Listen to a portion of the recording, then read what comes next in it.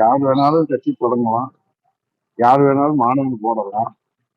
ஆனால் மாநாட்டுல என்ன பேசணும், எப்படி பேசணும் அப்படின்றது ஒரு வரமுறை இருக்கு, வரையறை இருக்கு. அவர் மீது நம்பிக்கை வருவதற்கு அவர் பேசுவதிலே யாருக்கும் எந்த விதமான வருத்தம் இல்லை.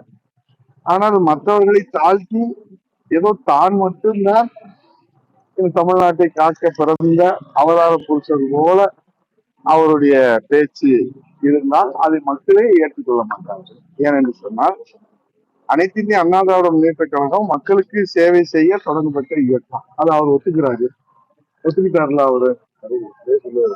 தீய சக்தி திமுக என்று இப்போ இவர் இன்னைக்கு பாய்சன் நேற்று மாநாட்டுல பேசி திமுகவை பாய்சன்.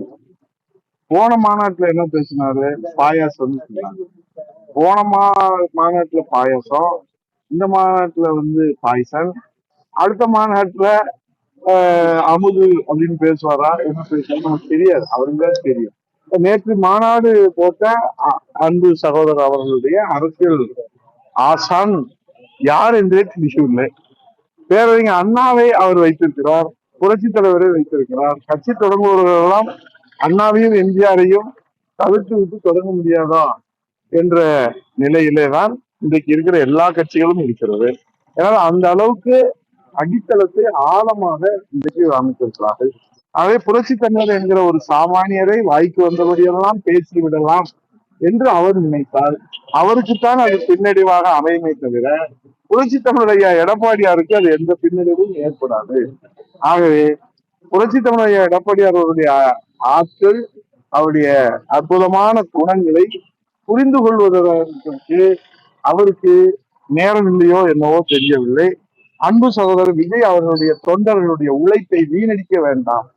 அந்த தொண்டர்களுடைய ஆற்றலை, சக்தியை, எனர்ஜியை, அந்த தொண்டர்களுடைய விருப்பத்தை ஒரு தலைவராக இருந்து அவர் நிறைவேற்றினால்தான் அவர் தலைவராக தொடர்வதற்கு தொண்டர்களுடைய ஆதரவு கிடைக்கும். ஆகவே நேற்று கூடிய முதல் மாநாட்டில் கூடிய அந்த தொண்டர்களின் சக்தியை, உழைப்பை, எதிர்பார்ப்பை, நம்பிக்கையை அன்பு சகோதரர் விஜய் அவர்கள் சிதைத்து விட வேண்டாம் என்பதுதான் எங்களை போன்ற அரசியலில் இருக்கக்கூடிய அண்ணா திராவிட முன்னேற்ற கழகத்தினுடைய கடைக்கோடி தொண்டர்களுடைய எண்ணம், எதிர்பார்ப்பு, கோரிக்கை, வேண்டுகோள், அறிவுரை எல்லாம்.